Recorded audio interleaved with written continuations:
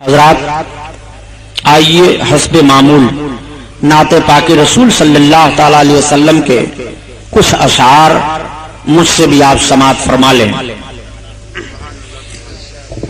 طبیعت تو غم میں گھبرائے تو طیبہ یاد کر لینا، تو طیبہ یاد کر لینا۔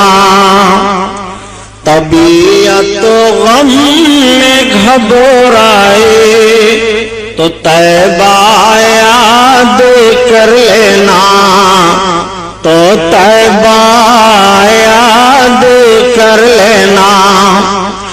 طبیعت تو غم میں گھبرائے تو طیبہ یاد کر لینا۔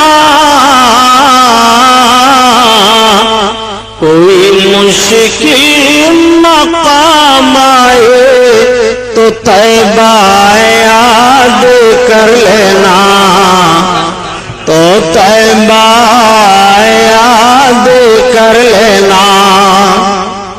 کوئی مشکل مقام آئے تو طیبہ یاد کر لینا، تو طیبہ یاد کر لینا۔ خزاں کے بعد جب ہریالی پھیلے سرخیاں پھوٹیں، خزاں کے بعد جب ہریالی پھیلے سرخیاں پھوٹیں، کوئی اونچا چٹک جائے تو طیبہ یاد کر لینا، تو طیبہ یاد کر لینا۔ کوئی مشکل مقام آئے تو طیبہ یاد کر لینا، تو طیبہ یاد کر لینا۔ زمین پیاسی ہو جھل سے جا رہے ہوں کھیت کے پودے، زمین پیاسی ہو جھل سے جا رہے ہوں کھیت کے پودے، زمین پیاسی ہو جھل سے جا رہے ہوں کھیت کے پودے، اگر پانی برس جائے تو طیبہ یاد کر لینا، تو طیبہ یاد کر لینا۔ کس شان سے حسان بولے، فدائے حامل قرآن بولے، غلام موتی ایمان بولے، وہ نکتہ رس دقیقہ دان بولے، ادب کا مطلع تابان بولے، وَأَحْسَنُ مِنْكَ لَمْ تَرَقَّتُ عَيْنِي وَأَجْمَلُ مِنْكَ لَمْ تَلِدِ النِّسَاءُ خُلِقْتَ مُبَرَّعًا مِنْ كُلِّ عَيْبٍ كَأَنَّكَ قَدْ خُلِقْتَ كَمَا تَشَاءُ۔ ہزار بار بشویم دہن سے مشکو گلاب، ہنوز نام تو گفتن کمال بے ادبیس۔ حضرات آج سے 1421 برس کا جائزہ لیا جائے کہ اس دنیا میں اس سے پہلے بھی انسانوں کی کمی نہیں تھی۔ دنیا کے گوشے گوشے میں ابن آدم پائے جا رہے تھے، کوئی ایسا خطہ اور چپا نہیں تھا کہ جہاں پر انسان آباد نہ ہو۔ یہ انسان بجائے ایک معبود حقیقی کی عبادت کرنے کے نہ جانے کتنے معبودان باطل کی پرستش میں مبتلا تھے۔ یہ انسان اپنے معبود کی عبادت کرنے کے بجائے جب سویرے سویرے اگتے ہوئے سورج پر اس کی نظر پڑتی تو سورج کی شعاؤں کو دیکھ کر اس کے سامنے اپنی پیشانی کو جھکا دیتا، اور جب سورج ڈوب جاتا رات کی تاریکی میں چاند کی چاندنی پھیلتی تو یہ انسان کہتا ہے یہ چاند تو میرا معبود ہے۔ جب یہ سمندر کے کنارے سمندر کی لہروں کو دیکھتا تو کہتا تو میرا معبود ہے۔ جب بڑے بڑے پہاڑ کے ٹیلوں پر اس کی نگاہ جاتی تو کہتا تو میرا معبود ہے، جب یہ آگ کے شعلوں پر نگاہ ڈالتا تو کہتا تو میرا معبود ہے، جب یہ ہرے بھرے لہلہاتے پودوں کو دیکھتا تو کہتا تو میرا معبود ہے۔ عربستان سے لے کر کے اور ہندوستان تک کفر و گمراہی کے بادل چھائے ہوئے تھے، بلکہ جس ملک میں ہم اور آباد ہیں اس ہندوستان میں 32 کروڑ معبودان باطل کی عبادت ہو رہی تھی۔ کنکر پتھر مکھی مچھر پیڑ پودے ہوا فضا ان سب کو معبود مانا جا رہا تھا معاذ اللہ۔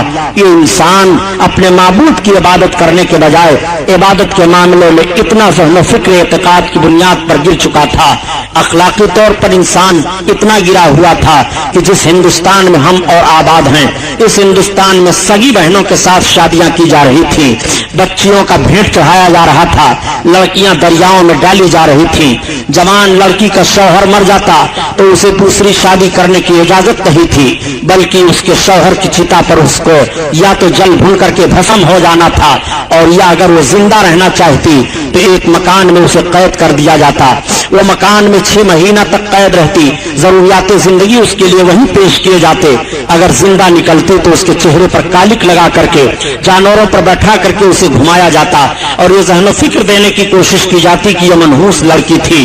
اس ہندوستان کا وہ رواج تھا اور عربستان کا حال تو یہ تھا کہ بعض قبیلوں میں بچیوں کی پیدائش کو بہت منحوس سمجھا جاتا تھا، اگر بچی پیدا ہو جاتی تو باپ ماں کی گود سے اس کو چھین لیتا تھا اور چھیننے کے بعد لے جاتا ایک میدان میں گڑھا کھود کر کے، باپ اپنی بچی کو وہیں سلا دیتا اور اپنے قدم کو اس کے گلے پر رکھ کر کے دباتا، اس کی زبان نکل آتی، وہ بچی چیخ مارتی، باپ کے آنکھوں میں آنکھیں ملاتی مگر باپ کے آنکھوں سے آنسو گرنے کے بجائے خون ٹپکنے لگتے، اس کے ماتھوں پر غصہ سے پسینہ آ جاتا، وہ ظالم باپ اپنے ظالم ہاتھ سے اس بچی کو زندہ درگور کر دیا کرتا تھا۔ یہ ہمیں تاریخ بتا رہی ہے۔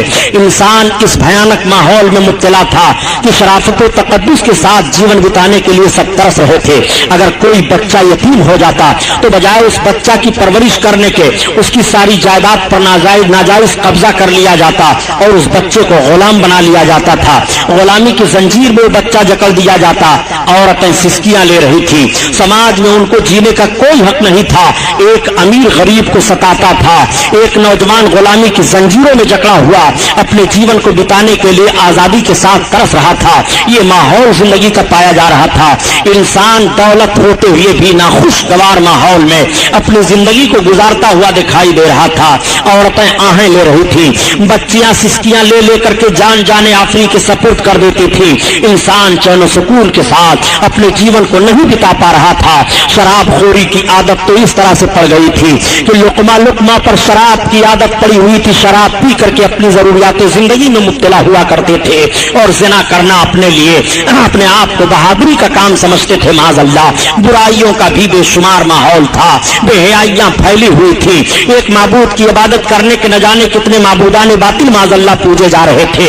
حضرت عیسیٰ پیغمبر علیہ الصلوۃ والتسلیم نے ایک معبود کی عبادت کا حکم دیا تھا اور نشر فرمایا تھا، تعلیم عیسوی کو قریب 500 برس کا عرصہ گزر چکا تھا مگر بجائے ایک معبود حقیقی کی عبادت کرنے کے تین معبودوں کے معاذ اللہ قائل ہو گئے تھے۔ خود حضرت عیسیٰ پیغمبر علیہ السلام کو خدا کا بیٹا کہہ دیا تھا، ان کی ماں کو خدا کی بیوی بنا دیا تھا معاذ اللہ، تثلیث کے قائل ہو کر کے حضرت عیسیٰ علیہ السلام کے پیغام میں انٹرفیئر کر دیا تھا۔ یہ ماحول دنیا کا پایا جا رہا تھا۔ اللہ تعالیٰ نے اپنے بندوں پر کرم فرمایا اور اپنے آخری پیغمبر حضور محمد رسول اللہ صلی اللہ تعالیٰ علیہ وسلم کو عرب دیش میں مکہ کی سرزمین پر خاندان قریش میں حضرت عبد المطلب کے گھر حضرت آمنہ خاتون رضی اللہ تعالیٰ عنہا کے بطن اقدس سے اس دنیا میں مبعوث فرمایا۔ جب میرے آقا اس دنیا میں طلوع اجلال فرماتے ہیں، نبی کونین صلی اللہ علیہ وسلم کی آمد و سعادت ہوتی ہے، مکہ کے لوگ حیران رہ جاتے ہیں۔ اس صبح کو دیکھنے کے بعد میرے آقا اس دنیا میں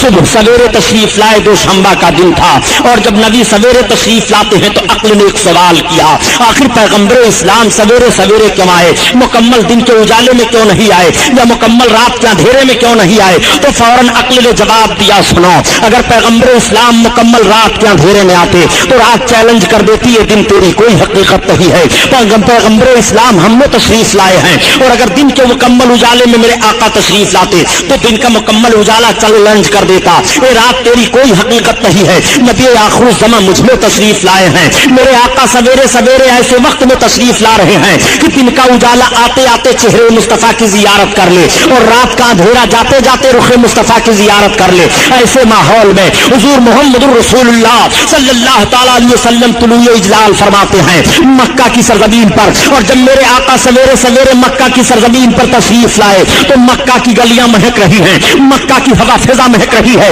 مکہ کے در و دیوار مہک رہے ہیں، مکہ کی شاہراہیں مہک رہی ہیں، مکہ کی وادیاں مہک رہی ہیں، مکہ کی پہاڑیاں مہک رہی ہیں، ہر طرف سے خوشبو آ رہی ہے، ہر طرف ایک عجیب سما بدھا ہوا ہے۔ میرے آقا سویرے سویرے تشریف لائے ہیں، ایک عجیب انقلاب مکہ میں برپا ہوا۔ سارے سرداران مکہ جب سویرے سویرے سو کر کے اٹھتے ہیں اور آ کر کے حرم شریف کے سامنے اکٹھا ہوتے ہیں تو آپس میں بات چیت شروع ہو جاتی ہے۔ کوئی کہہ رہا ہے آج میرا گھر مہک رہا ہے، کوئی کہہ رہا ہے آج میرے گھر پر بیمار میرا باپ تھا بلا دوا کے اچھا ہو گیا ہے، کوئی کہہ رہا ہے ابھی ابھی سویرے میں نے اپنے جانوروں کا جائزہ لیا تو جو جانور دودھ نہیں دے رہے تھے ان کے بھی تھن دودھ سے بھرے دکھائی دے رہے ہیں، کوئی کہہ رہا ہے ابھی ابھی سویرے سویرے میں نے اپنے باغیچوں کا جائزہ لیا تو میں نے دیکھا کہ جو درخت سوکھے تھے وہ ہرے ہو گئے ہیں اور درختوں میں بن موسم کے پھل لگے دکھائی دے رہے ہیں۔ بڑے اچھے انداز سے کہا بیکل بلرام پوری نے آج للن ہاشم کے آئے دھرتی بھو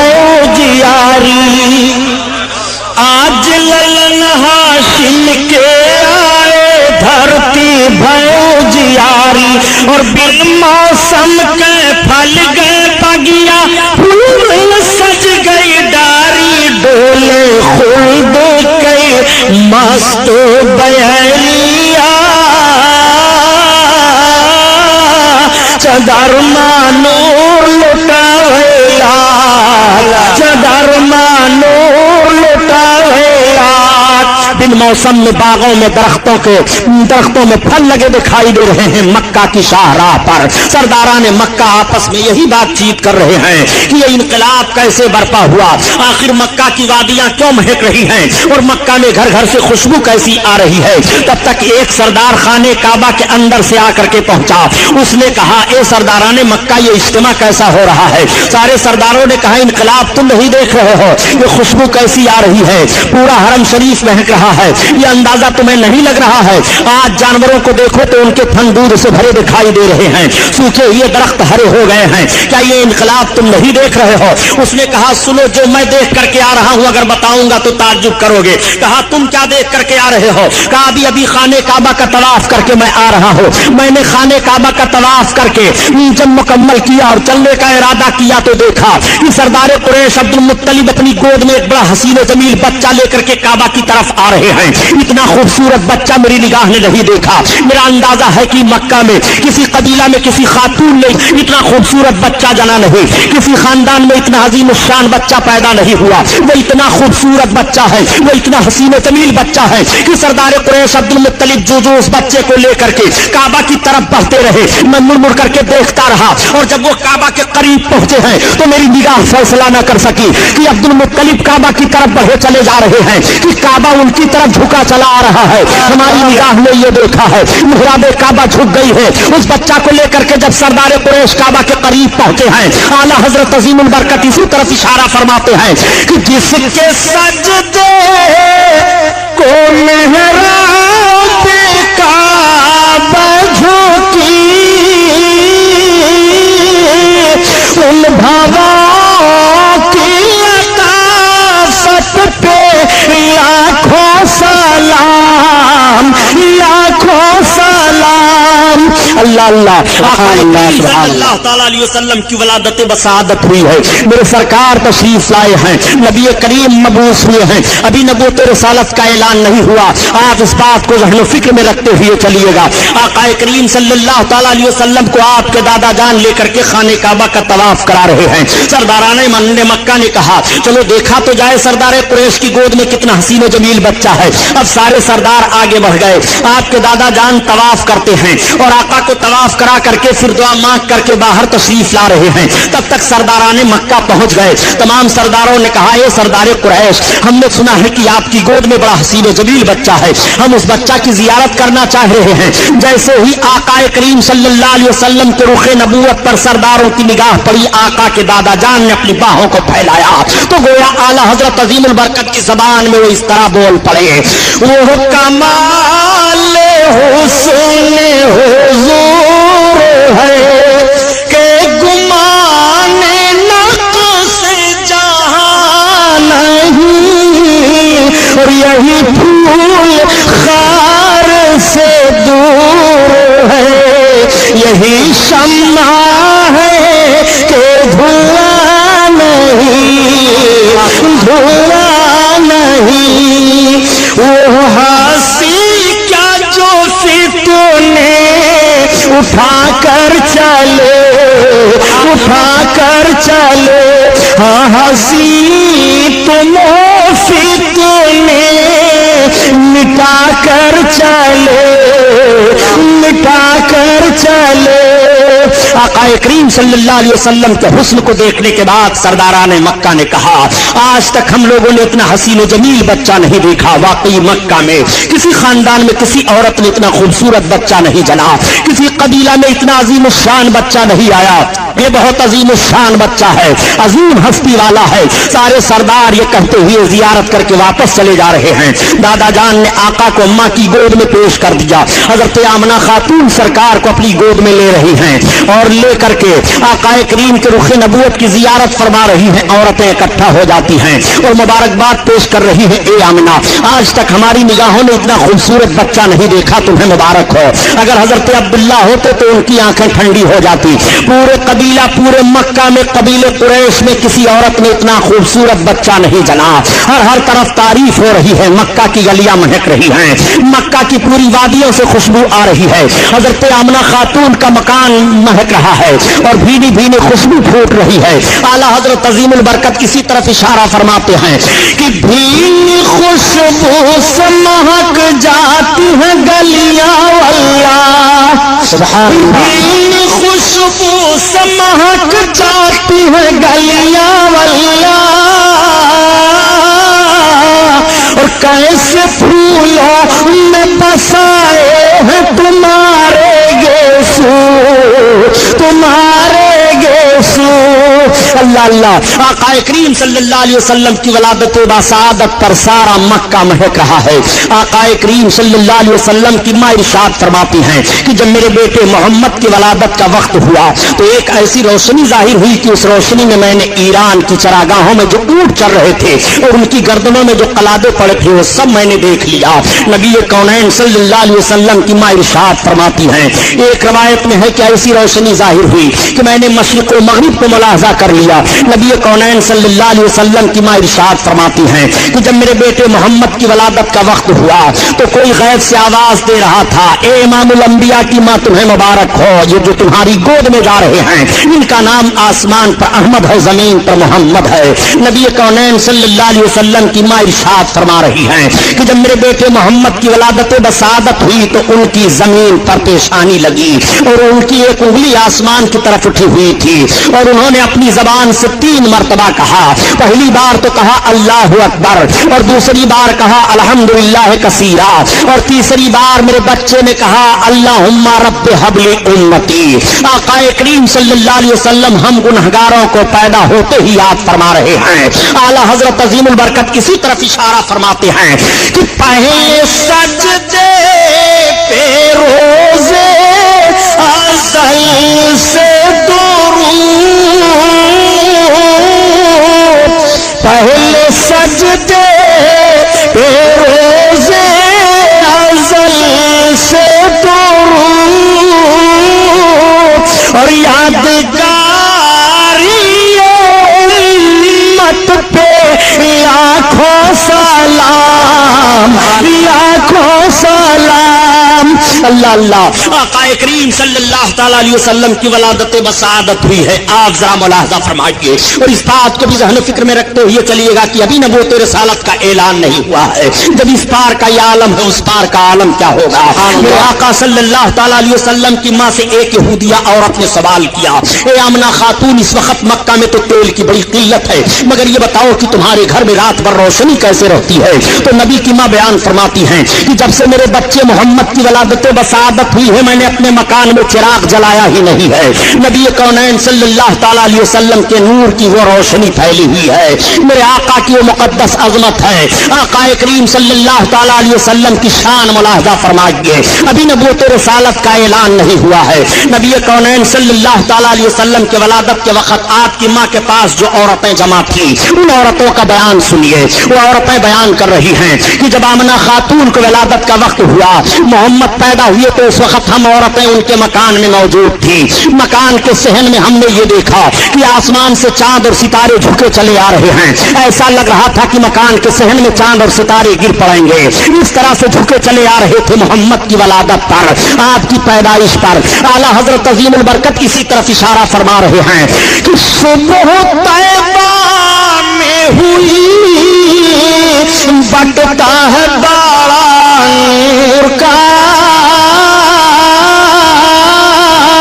اور صدقہ لینے نور کا آیا ہے تارا نور کا.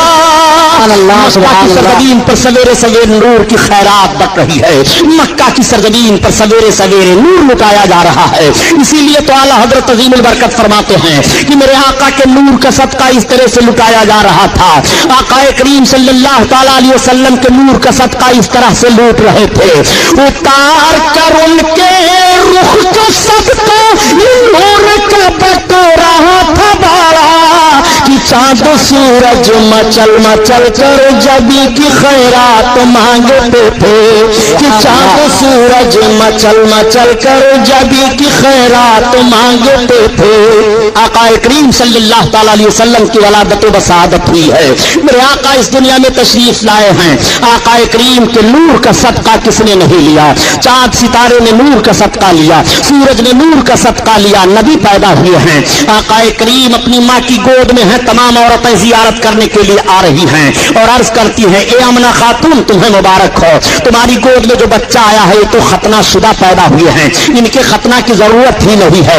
میرے آقا صلی اللہ علیہ وسلم کے حسن کی زیارت تمام قبیلے کے لوگ کر رہے ہیں. پورے مکہ کے گھر گھر میں سرکار کی ولادت کی خبر پھیل گئی ہے. ساری عورتیں سارے مرد دیکھنے کے لیے آ رہے ہیں. حضرت آمنہ خاتون کا گھر زیارت گاہ بنا ہوا ہے. ایسی بھیڑ ہو رہی ہے کہ دیکھنے کے بعد سارے لوگ یہی بیان دے رہے ہیں کہ اتنا عظیم الشان بچہ مکہ کی سرزمین پر کسی قبیلہ میں کسی خاندان میں پیدا نہیں ہوا.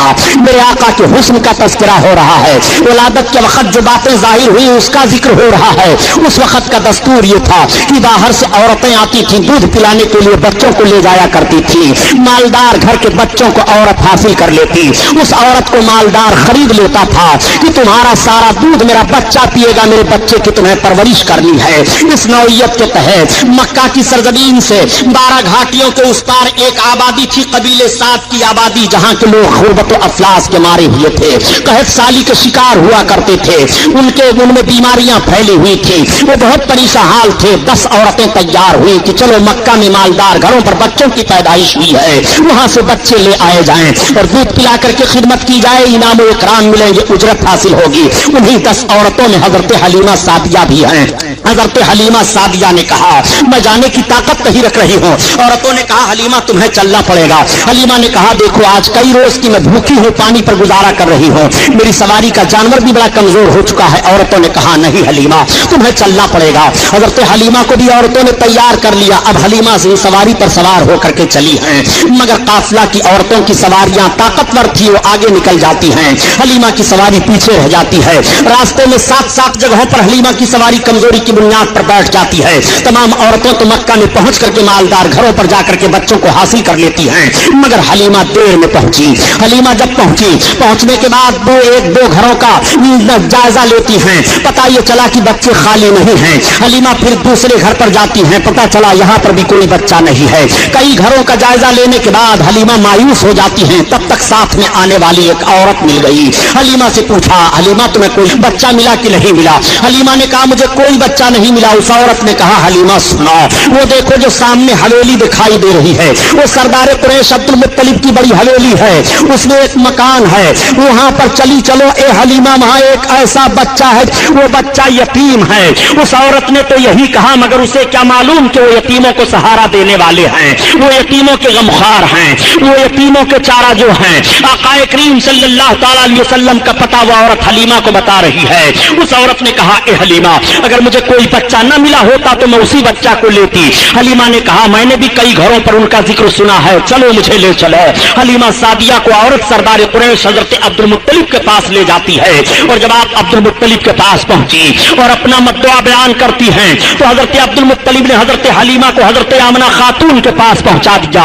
अब आप हजरत आमना खातून के पास पहुंचकर अपने अंदाज से सलाम अर्ज करती हैं और अर्ज करती हैं, ए बहन आमना खातून, मैंने सुना है कि आपकी गोद में बड़े हसीन जमील हैं, आए हुए हैं, मैं उनकी खिदमत के लिए तैयार हूं। मैं कबीले साथ की गरीब औरत हूं, मुफलिस कल्लाश हूं, मैं इसलिए आई हूं ताकि आपके बच्चे की खिदमत करूं, हमें मुनासिब उजरत मिल जाए। हजरत आमना खातून की आंखें आंसुओं से भर जाती हैं, आंसू टपकने लगे। हजरत हलीमा ने कहा, बहन रोने का सबब क्या है? हजरत आमना खातून फरमाती है, ए हलीमा, जिस मकसद से तुम आई हो तुम्हारा मकसद नहीं हल हो पाएगा। तुम इनाम इकराम और उजरत की लालच में आई हो, मगर तुम्हें ज्यादा उजरत और ज्यादा इनाम ना मिल पाएगा। इसलिए ए हलीमा, इनकी पैदाइश से पहले पहले इनके बाप का इंतकाल हो चुका है। हजरत हलीमा ने कहा, ए बहन, अब हमें इनाम और उजरत की लालच नहीं रह गई है। मैंने आपके शहजादे की बड़ी तारीफें सुन ली हैं, मैं चाहती हूं कि आपके शहजादे मुझे मिल जाएं और मैं दूध पिला करके उनकी खिदमत अंजाम दे लूं। मेरे आका उस वक्त सो रहे थे। हजरत हलीमा सादिया ने अर्ज किया, बहन ये तो बताओ कि शहजादे गिरामी वकार हैं कहां? आकाए करीम के जिस्म अताहर पर एक चादर शरीफ डाल दी गई है। हजरत आमना खातून ने जैसे चादर को आपके जिस्म अताहर से हटाया तो हजरत हलीमा बयान फरमाती है कि मोहम्मद सो रहे थे। जैसे मेरे आका के रुखे अनवर से चादर का हटना था, पर आका के मुस्कुराहट खेल जाती है। सोता हुआ बच्चा मुस्कुराने लगे तो कितना अच्छा लगता है। और ये तो कायनात के दाता है, मुस्कुरा रहे हैं, नबी कौनैन है, मुस्कुरा रहे हैं, रहमतुल लिल आलमीन है, मुस्कुरा रहे हैं, बशीर और नजीर है, मुस्कुरा रहे हैं, गरीबों की गुर्बत दूर फरमाने वाले हैं, मुस्कुरा रहे हैं। हजरत हलीमा फरमाती है कि मोहम्मद के लब पर मुस्कुराहट खेल गई। मैंने दौड़ करके उनको उठा लिया और उनके रुखसारे नबूवत का बोसा लिया। आला हजरत अजीमुल बरकत इसीलिए बयान पतली गूले कुद्स की पत्तियां उन लबों की नजाकत पे लाखों सलाम, लाखों सलाम। अल्लाह अल्लाह। आक़ाए करीम सल्लल्लाहु तआला अलैहि वसल्लम को हजरत हलीमा सादिया अपनी गोद में उठा लेती हैं और उठाने के बाद चूम रही हैं, पेशानी अक़दस को चूम रही हैं और अर्ज करती हैं, ए बहन, वाकई आज तक मेरी निगाह क्या, तमाम औरतें बयान दे रही हैं कि इतना हसीन व जमील बच्चा मक्का में किसी खानदान में पैदा नहीं हुआ। हजरत हलीमा सादिया सरकार को लेकर के बैठ गई और दूध पिलाने लगी। हजरत हलीमा ने अपने दाहिनी पिस्तान को पेश किया, मेरे आका ने दूध पी लिया। हजरत हलीमा ने जब बाएं पिस्तान को पेश किया तो सरकार ने दूध पीना छोड़ दिया। फिर हजरत हलीमा ने दाहिने पिस्तान को पेश किया, मेरे आका ने पी लिया और बाएं को पेश किया, फिर सरकार ने छोड़ दिया। अब हलीमा की समझ में बात आ गई। हलीमा उस वक्त दो बच्चों को दूध पिला रही थी, एक तो आका को पिला रही थी, दूसरे एक शहजादे को और पिला रही थी। अगर मेरे आका दोनों पिस्तान का दूध पी लेते तो दूसरा पीने वाला दूध महरूम रह जाता। सरकार ने यह फित्री इंसाफ पेश किया है और हक वाले का हक अदा फरमा दिया है। मेरे आका यही से ज़हन फिक्र दे रहे हैं कि जिसको कुर्बत हो तो कुर्बत वालों को हक किस तरह से देना चाहिए। नबी कौनैन सल्लल्लाहु ताला अलैहि वसल्लम ने दूध नहीं पिया, सिर्फ दाहिने पिस्तान का पिया, और वो भी तिब्बे नुक्ते नजर से। माँ के दाहिने पिस्तान में दूध कम होता है और बाएं में ज्यादा होता है। जिसमें दूध कम है नबी कौनैन उसे इस्तेमाल फरमा रहे हैं, और जिस पिस्तान में दूध ज्यादा है सरकार दूसरे पीने वाले के लिए छोड़ रहे हैं। आला हजरत अजीमुल बरकत इसी तरफ इशारा फरमाते हैं कि भाइयों के तर्क पिस्ता करें, दूध पीते तीन सौ लाखों सलाम, लाखों सलाम। इस्लामिया कैसेट कंपनी मालेगांव की जानिब से अकायद व अमाल को संवारने वाली बेहतरीन कैसेट है। मौलाना सैयद शाह तुराबुल हक कादरी साहब की तकरीरें, मकाम मुस्तफ़ा और तर्जुमा कुरान, जंग बद्र, बीमारियों का कुरानी इलाज, तकलीद और मजहब हनफी, नमाज के मसाइल, रोजा के मसाइल, वजू पाकी और ज़कात के मसाइल। मौलाना अब्दुल मुस्तफ़ा हशमती साहब की तकरीरें, वतन के गद्दार कौन, क्यों नहीं होते मुसलमान एक, बातिल की पहचान। इसके अलावा हर किस्म की सीडी और किताबों के लिए इस्लामिया कैसेट कंपनी पवार गली मालेगांव जिला नासिक और मकतबे रजा 26 कामबेकर स्ट्रीट बम्बई नंबर 3 से राब्ता कायम करें। भाइयों के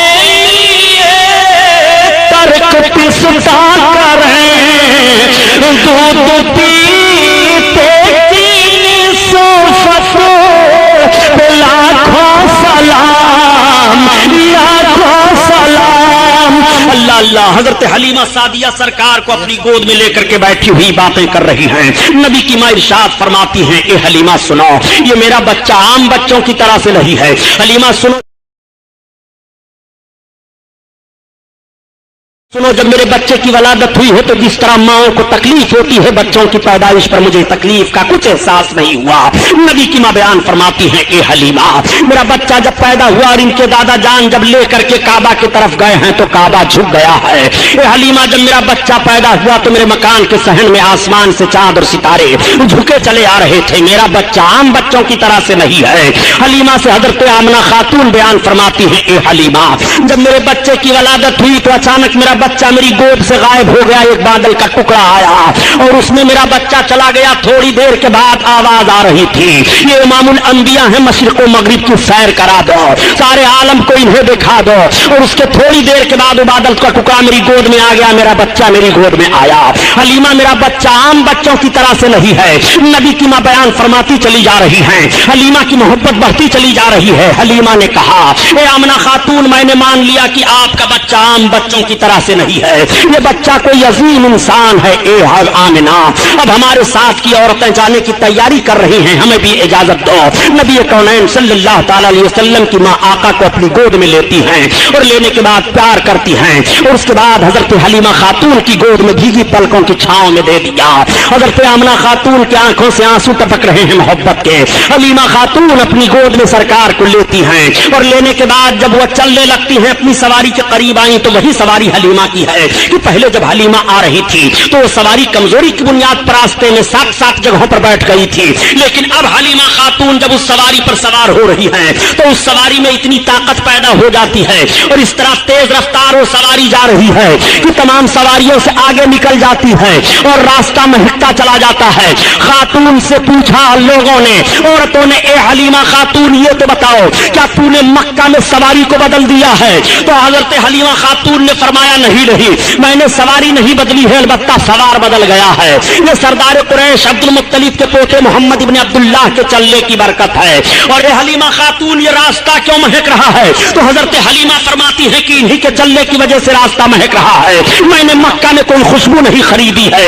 आला हजरत अजीमुल बरकत इसी तरफ इशारा फरमा रहे हैं कि उनकी महक ने दिल के गुंचे खिला दिए हैं, उनकी महक ने दिल के सरकार गुंचे खिला दिए हैं। जिस राह चल गए हैं कूचे बसा दिए हैं, कूचे बसा दिए हैं। حضرت حلیمہ سعدیہ سرکار کو لے کر کے چل رہی ہیں اور 12 پہاڑیوں کو گزر کر کے حضرت حلیمہ سعدیہ اپنی آبادی کے قریب پہنچ رہی ہیں، مگر ان 12 پہاڑیوں کا بھی نقشہ ملاحظہ فرمائیے۔ حضرت حلیمہ سعدیہ جس پہاڑی سے بھی گزر رہی ہیں، اگر پہاڑ کے اوپر کوئی سوکھا درخت ہے تو ہرا ہو جاتا ہے، اگر پہاڑیوں کے درمیان ان جھاڑیوں میں جانور چر چگ رہے ہیں تو حلیمہ کی سواری دیکھنے کے بعد وہ سارے جانور سامنے سے ہٹ جایا کرتے تھے اور حلیمہ کی سواری کو دیکھا کرتے تھے، گویا وہ جانور بھی سمجھ رہے ہیں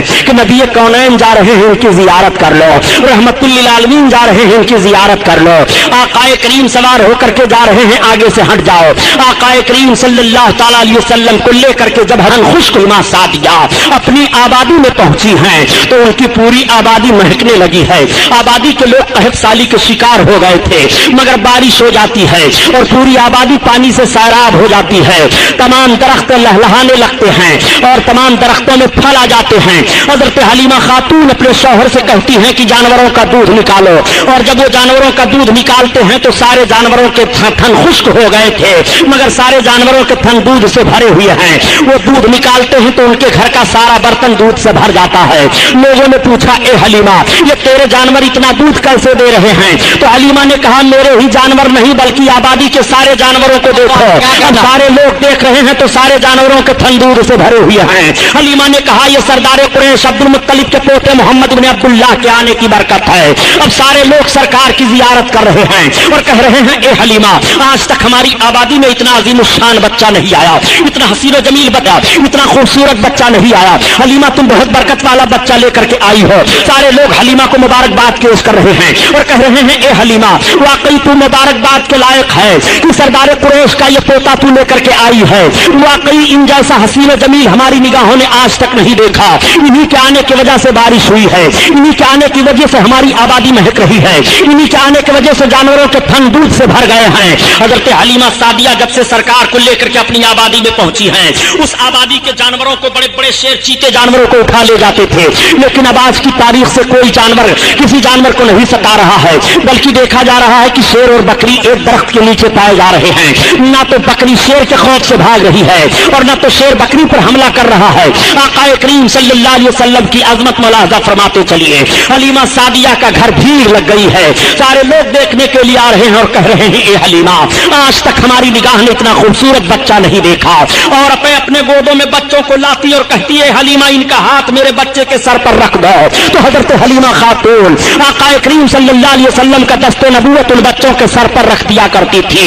میرے آقا صلی اللہ تعالی علیہ وسلم کے پاس جو بچہ لایا جاتا وہ نظر بد کا کبھی شکار نہیں ہوتا تھا، سارے بچوں کی بیماریاں دور ہو گئیں، اور اپنے پیالوں میں پانی بھر بھر کر کے لاتی اور کہتی، اے حلیمہ تو برکت والا جو بچہ لے کر کے آئی ہے ان کا ہاتھ اس پانی میں پیالے کے ڈال دے۔ حضرت حلیمہ سعدیہ سرکار کے دستے مبارک کو اس پانی میں پیالے کے ڈال دیا کرتی تھی، لوگ لے جاتے اور اس پیالے کے پانی کو پلاتے بیماروں کو تو بیمار اچھے ہو جایا کرتے تھے، اور جانوروں پر چھڑکتے تو جانوروں کے دودھ زیادہ ہو جایا کرتے تھے۔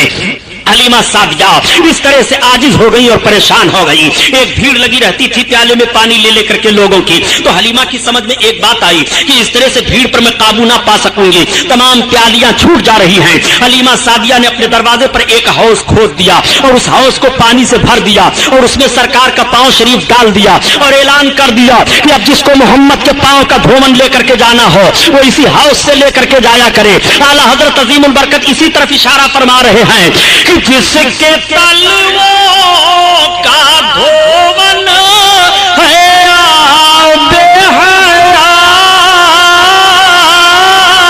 حیات ہے وہ جان مسیحا ہمارا نبی، ہمارا نبی ہے وہ جان مسیحا ہمارا نبی، ہمارا نبی۔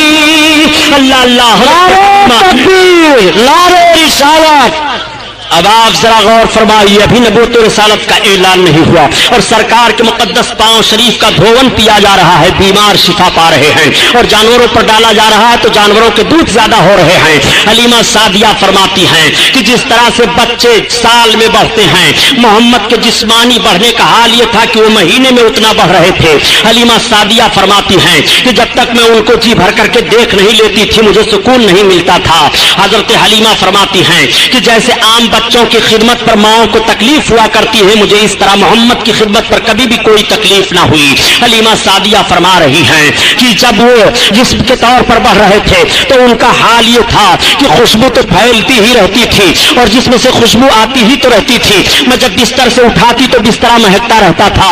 عورتیں آنے کے بعد کہتی ہیں اے حلیمہ، اے سعدیہ، یہ تو کتنا مبارک اور خوشبودار بچہ لے کر کے آئی ہے کہ جس جگہ یہ لیٹے وہ جگہ مہک جاتی ہے، جس مکان میں یہ رہے وہ مکان مہک جاتا ہے۔ حضرت حلیمہ سعدیہ آقا کریم صلی اللہ تعالی علیہ وسلم کو ایک روز دودھ پلاتی ہیں اور دودھ پلانے کے بعد رات کی تاریکی ہے، چاند نکلا ہے، چاندنی پھیلی ہے، سلا دیتی ہیں۔ آج بھی ماؤں کی عادت ہوتی ہے کہ مائیں جب اپنے بچوں کو دودھ پلاتی ہیں اور دودھ پلانے کے بعد سلا دیتی ہیں تو دیکھ لیتی ہیں کہ میرا بچہ سو رہا ہے کہ جاگ رہا ہے۔ اگر بچہ سو جاتا ہے تو ماں مطمئن ہو جاتی ہے اور اگر بچہ جاگتا ہوتا ہے تو ماں اپنے بچے کو تھپکیاں دے دے کر کے سلانے کی کوشش کرتی ہے۔ ٹھیک حضرت حلیمہ سعدیہ نے سرکار کو دودھ پلایا اور دودھ پلانے کے بعد سلا دیا۔ اب حضرت حلیمہ کہہ رہی ہے کہ میں نے غور کیا کہ لاؤ دیکھو محمد سو رہے ہیں کہ جاگ رہے ہیں، تو حلیمہ کہتی ہے جیسے میری نگاہ پڑی تو میں نے دیکھا کہ ان کی ایک انگلی داہنی طرف جا رہی ہے اور کبھی بائیں طرف جا رہی ہے اور کبھی سرہانے کی طرف جا رہی ہے اور کبھی پائتی کی جانب جا رہی ہے۔ حلیمہ کہتی ہے جب میں نے غور کیا تو محمد کی انگلی جدھر جدھر جا رہی تھی آسمان پر چاند اسی طرف جا رہا تھا۔ اگر وہ اپنی انگلی داہنی طرف لے جا رہے ہیں تو چاند داہنی طرف جا رہا ہے، اگر انگلی کو سرہانے کی طرف لے جا رہے ہیں تو چاند سرہانے کی طرف جا رہا ہے، اگر انگلی کو پائتی کی جانب لے جا رہے ہیں تو چاند پائتی کی جانب جا رہا ہے۔ جدھر جدھر ان کی انگلی گھوم رہی ہے آسمان پر چاند اسی طرف گھوم رہا ہے۔ اعلیٰ حضرت عظیم البرکت اسی طرف اشارہ فرماتے ہیں کہ چاند جھک جاتا جدھر انگلی اٹھاتے مہد میں کیا ہی چلتا تھا اشاروں پر کھلونا نور کا۔ آئیے تقریر، نعرہ تکبیر، نعرہ رسالت، نعرہ رسالت، جشن رحمت للعالمین حضرت علامہ مولانا غلام محی الدین صاحب قبرا، نعرہ تکبیر، سبحان اللہ صلی اللہ تعالیٰ علیہ وسلم کا کریمانہ حال ملاحظہ فرمائیے۔ حضرت حلیمہ سعدیہ فرماتی ہیں کہ میں دیکھ کر کے دنگ رہ گئی۔ حضرت حلیمہ فرماتی ہیں یہ محمد کا عالم ہے۔ تمام عورتوں سے حضرت حلیمہ سعدیہ ذکر کر رہی ہیں، آقا کریم صلی اللہ تعالیٰ علیہ وسلم حضرت حلیمہ کی گود میں ہیں۔ عورتیں دیکھنے کے بعد کہتی ہیں حلیمہ کتنا برکت والا بچہ لے کر کے آئی ہو، پورے قبیلے سعد میں شہرا ہے، آقا کریم کی برکتیں ظاہر ہیں۔ حلیمہ سعدیہ سرکار کو دودھ پلا رہی ہیں اور بیان دیتی ہیں جس طرح سے بچوں کی خدمت پر پرورش کو ماؤں کو تکلیف ہوتی ہے مجھے کبھی بھی اس کا احساس نہیں ہوا۔ میرے آقا صلی اللہ تعالیٰ علیہ وسلم دودھ پینا جب چھوڑ دیتے ہیں تو حضرت حلیمہ سعدیہ سرکار کو لے کر کے آپ کی ماں کے پاس آ گئی اور پھر اجازت لیتی ہیں، کہتی ہیں بہن آمنہ خاتون ان کو ہمارے پاس چند برس اور رہنے دو۔ چنانچہ حضرت آمنہ خاتون سے اجازت لے کر کے سرکار کو پھر لے کر کے چلی جا رہی ہیں۔ اب میرے آقا حضرت حلیمہ رضی اللہ تعالیٰ عنہ کے گھر ہیں۔ سرکار جسمانی حالت پر ایسے ماحول میں پہنچ گئے کہ میرے سرکار زمین پر تشریف فرما ہو کر کے چل رہے ہیں مگر قدم میں کوئی لڑکھڑاہٹ نہیں ہے، کوئی لغزش نہیں ہے، کوئی لرزہ نہیں ہے۔ دیکھنے والے دیکھ کر کے حیران رہ جاتے ہیں، اے حلیمہ تو نے جس بچے کی خدمت کی ہے ان کا چلنا ذرا دیکھو۔ اور بچے جب چلتے ہیں تو اپنے دونوں پاؤں کے بل گھسٹتے ہوئے چلتے ہیں مگر میرے سرکار کبھی پاؤں کے بل گھسٹتے ہوئے نہیں چلے، مکمل سیدھے انداز سے کھڑے ہو کر کے چل رہے ہیں اور قدم میں لغزش اور لرزہ نہیں ہے بلکہ عقل آواز دے رہی ہے ہم کو بننا ہے نشان راہ منزل دوستو، ہم اگر بھٹکے تو کتنے کارواں کھو جائیں گے۔ کریم صلی اللہ علیہ وسلم اس طرح سے چل رہے ہیں، دیکھنے کے بعد لوگ اشاش کر رہے ہیں اور تعجب کر رہے ہیں اور سارے بچوں کی چال دیکھ رہے ہیں مگر میرے آقا کی رفتار عجیب ہے، مثال نہیں ہے، میرے سرکار کے چلنے کا کوئی جواب نہیں ہے۔ تمام قبیلہ کے مرد اور عورتیں دیکھ کر کے سب حیران رہ جاتے ہیں۔ حلیمہ ذرا ان کا چلنا دیکھو، ہو, واقعی بہت برکت والا بچہ لے کر کے آئی ہو حلیمہ. آج تک اس رفتار سے ہم لوگوں نے بچوں کو چلتے ہوئے نہیں دیکھا. میرے سرکار اچھے انداز سے چل رہے ہیں. ایک مرتبہ میرے آقا صلی اللہ تعالیٰ علیہ وسلم نے حضرت حلیمہ سعدیہ سے ارشاد فرمایا, امی یہ تو بتاؤ کہ عبداللہ کہاں جایا کرتے ہیں؟ حضرت حلیمہ کے لڑکے عبداللہ تھے. تب تک حلیمہ نے عرض کیا, بیٹا تمہارے بھائی عبداللہ جنگل میں بکریوں کو لے کر کے چرانے کے لیے جایا کرتے ہیں. آقا نے ارشاد فرمایا, امی کل سے میں بھی جانا چاہتا ہوں. حلیمہ عرض کرتی ہے, بیٹا میں تمہیں حکم تو نہیں دے سکتی, مگر جانا چاہتے ہو تو تمہارے لیے کوئی روک نہیں ہے. جب شام کو حضرت عبداللہ حضرت حلیمہ کے لڑکے آئے گھر تو حضرت حلیمہ نے بیان دیا, بیٹا کل جب تم بکریوں کو لے کر کے جانا تو اپنے حجازی بھائی محمد کو بھی لیتے جانا ساتھ میں. آج جب کچھ لوگ کہہ دیا کرتے ہیں کہ نبی کریم صلی اللہ تعالیٰ علیہ وسلم بکریاں چراتے تھے, میں عرض کرتا ہوں پیارے ذرا جملہ سنبھالو تاکہ ایمان کا جنازہ نہ نکل لے پائے. میرے آقا صرف بکریاں ہی چرایا نہیں کرتے تھے بلکہ بکریوں کے چرانے کا پس منظر بھی ملاحظہ کرایا. میرے سرکار بکریاں چرانے تو ضرور جا رہے ہیں جنگل میں, مگر اس ماحول پر نگاہ تو رکھو تاکہ عظمت مصطفیٰ تمہارے دل میں بیٹھ جائے اور تمہارے ایمان کا جنازہ نہ نکلنے پائے. آقا کریم صلی اللہ تعالیٰ علیہ وسلم صبح جب ہوئی, حضرت عبداللہ نے اپنی بکریوں کو کھول کر کے کٹگھرے سے نکالنا چاہا. بکریاں ساری نکل آتی ہیں, میرے آقا بھی تشریف فرما ہو گئے. اب عبداللہ ہانک رہے ہیں بکریوں کو, مگر بکریاں چل نہیں رہی ہیں. عبداللہ نے حضرت حلیمہ کو پکارا, امی یہ بکریاں تو چل نہیں رہی ہیں. تب تک حضرت حلیمہ نے دیکھا اور دیکھنے کے بعد کہا, اے بیٹا عبداللہ یہ بکریاں محمد کے آگے آگے نہیں چلیں گی, تم محمد کو لے کر کے آگے ہو جاؤ, پھر بکریاں آگے پیچھے چلیں گی.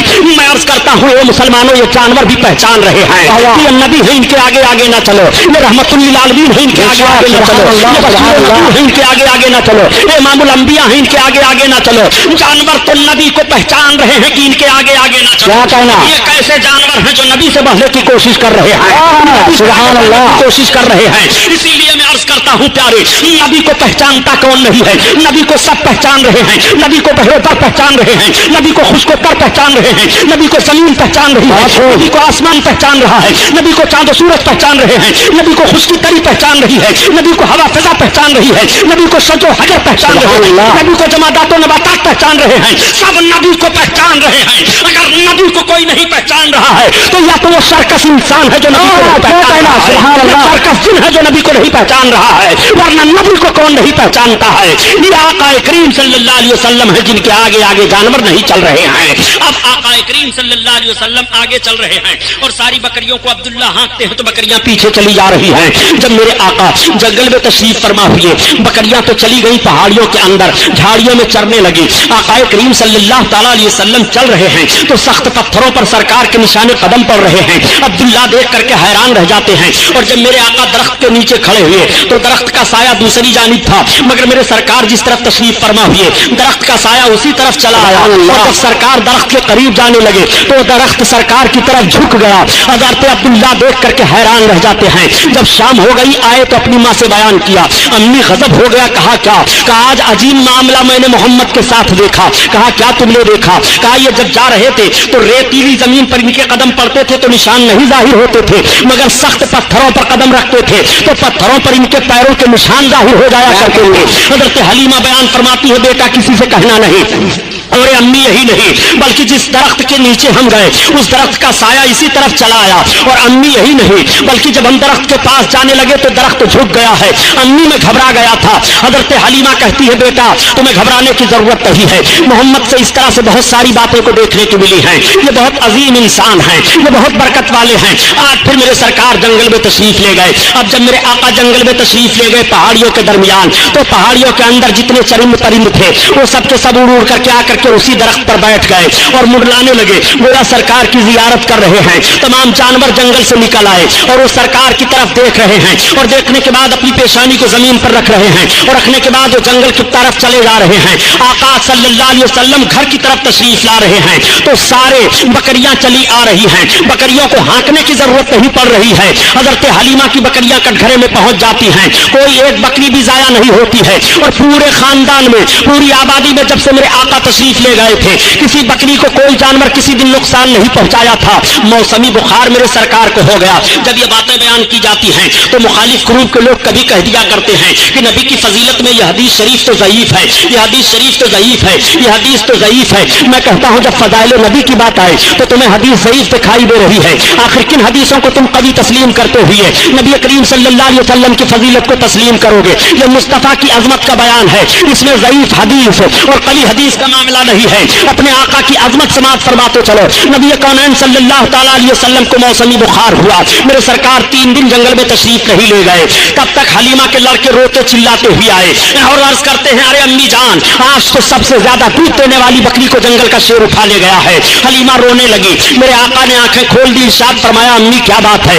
حلیمہ عرض کرتی ہے بیٹا محمد, سب سے زیادہ دودھ دینے والی بکری کو جنگل کا شیر اٹھا لے گیا ہے. مجھے یہ فکر نہیں ہے کہ دودھ دینے والی بکری تھی, میں اس فکر میں رونے لگی ہوں کہ جب سے آپ میرے گھر آئے تھے میں آپ کو لے کر کے آئی تھی, میری ہی بکری نہیں بلکہ آبادی میں کسی کا جانور نقصان نہیں ہوا تھا.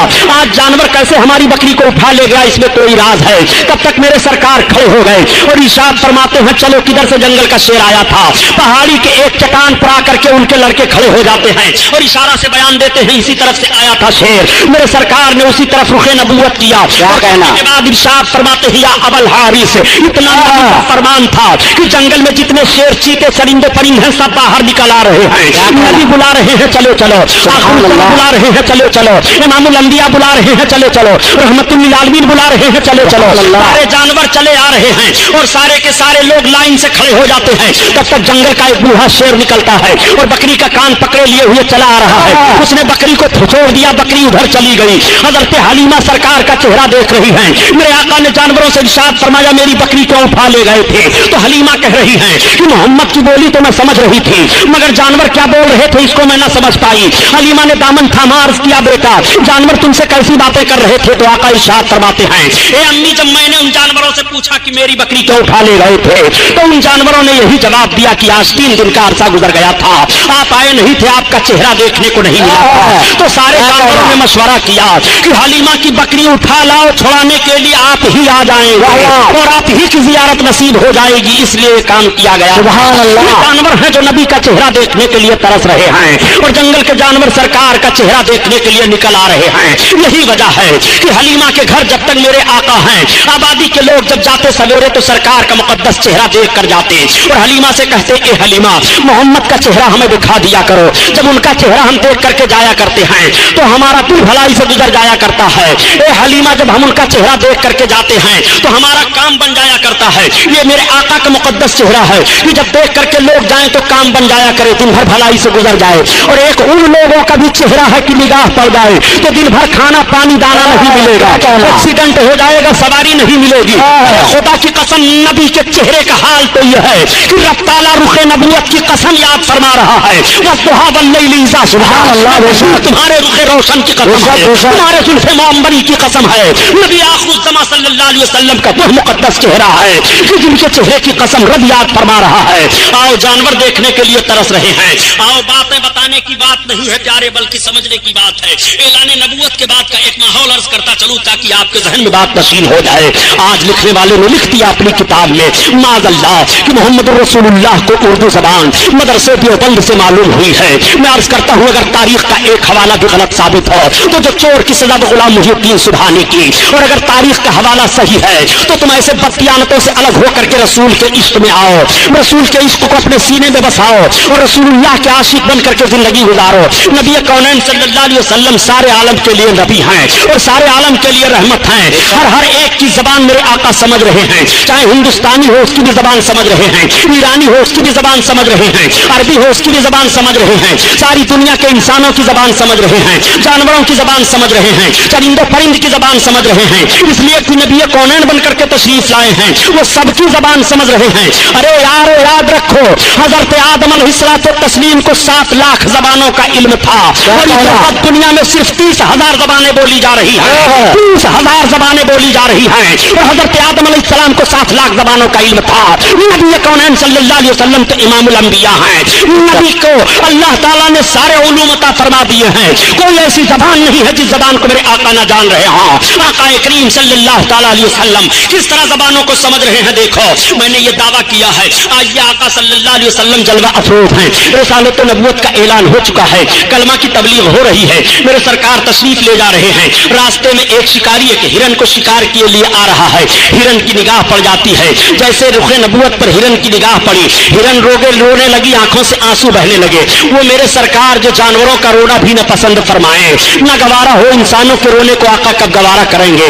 मेरे आका सल्लल्लाहु अलैहि वसल्लम से हिरन अर्ज कर रही है, या रसूल अल्लाह, मुझको इस शिकारी ने शिकार कर लिया है, या रसूल अल्लाह, मेरे तो छोटे छोटे बच्चे हैं, मैं उन अपने बच्चों को दूध पिलाती हूँ, या रसूल अल्लाह, इस शिकारी के शिकार से मुझे आजाद करा दीजिए, मैं अपने छोटे बच्चों को दूध पिला करके या रसूल अल्लाह फिर इस शिकारी के शिकार में आ जाऊंगे। ए मेरे आका, आप रहम फरमा दें, आप करम फरमा दें। उस हिरन ने यह फरियाद पेश की, और जैसे उसने यह फरियाद पेश की, आका फरमाते शिकारी, उसने कहा हाँ।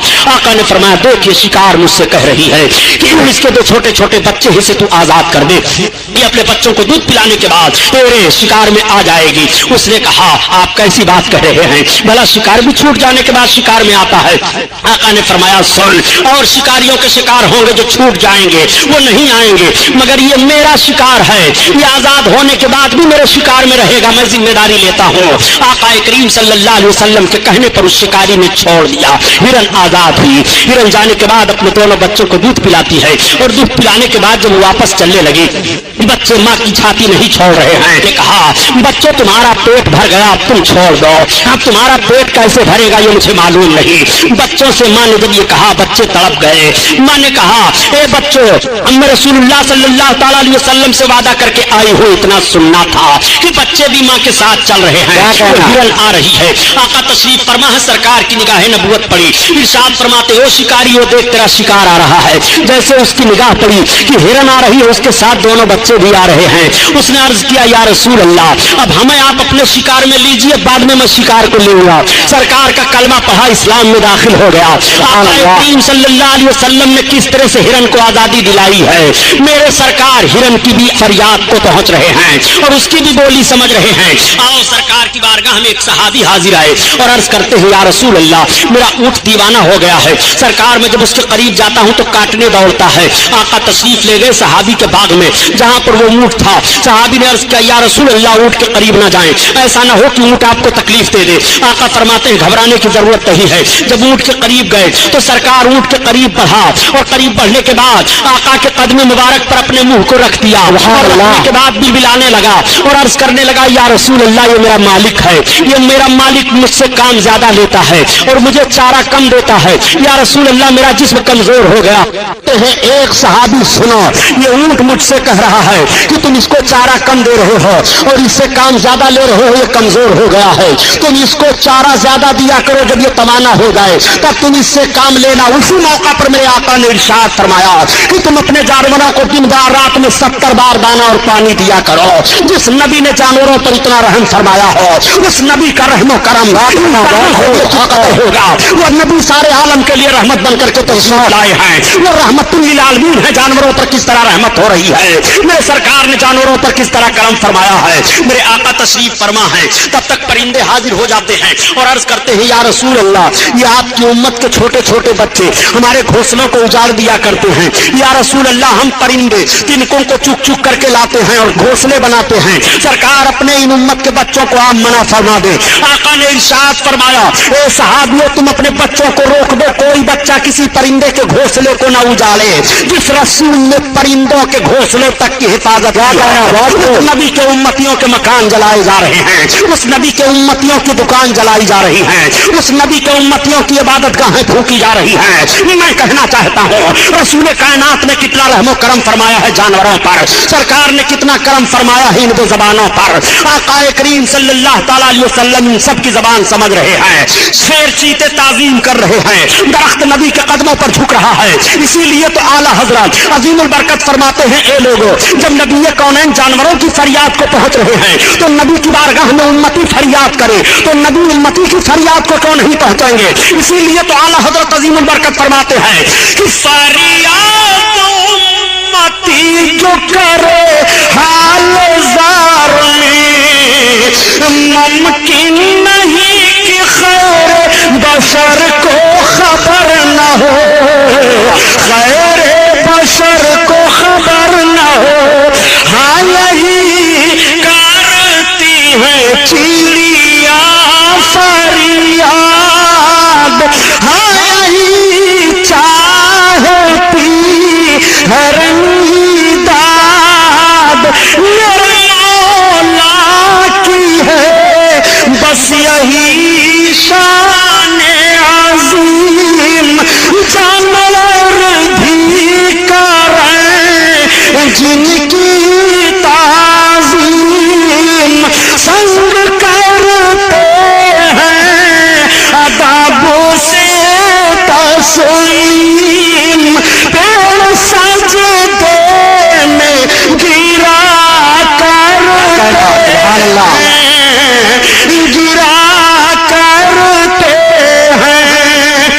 سبحان اللہ علیہ وسلم کی عمر شریف 4 برس کی ہو گئی ہے.